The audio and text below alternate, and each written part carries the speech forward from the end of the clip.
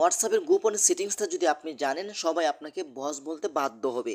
তো চলুন আপনাদেরকে দেখিয়ে দিচ্ছি এই কাজটি আপনারা কিভাবে করবেন।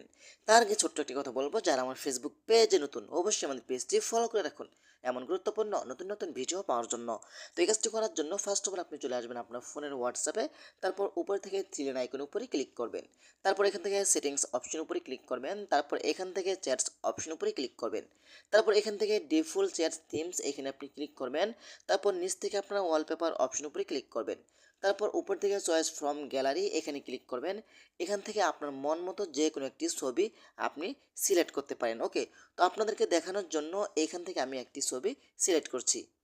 সাপোজ ধরুন এখান থেকে আমি এই ছবিটা সিলেক্ট করছি। ওকে, তারপর উপর থেকে আপনি টিক মার্ক অপশন উপরে ক্লিক করে দিবেন। ওকে, এখন আপনি ব্যাগে চলে আসবেন। যে কোনো ব্যক্তির সাথে যদি আপনি হোয়াটসঅ্যাপে কথা বলেন, সেই ব্যক্তিরা কিন্তু আপনার এই ছবিটা দেখতে পাবে তাদের ফোনে। অসাধারণ বিষয়, আপনি চাইলে ট্রাই করতে পারেন। আশা করি ভিডিওটা শেয়ার করে দিবেন এবং আমাদের পেজটি ফলো করতে পারেন। ধন্যবাদ সবাইকে। আসসালামু আলাইকুম।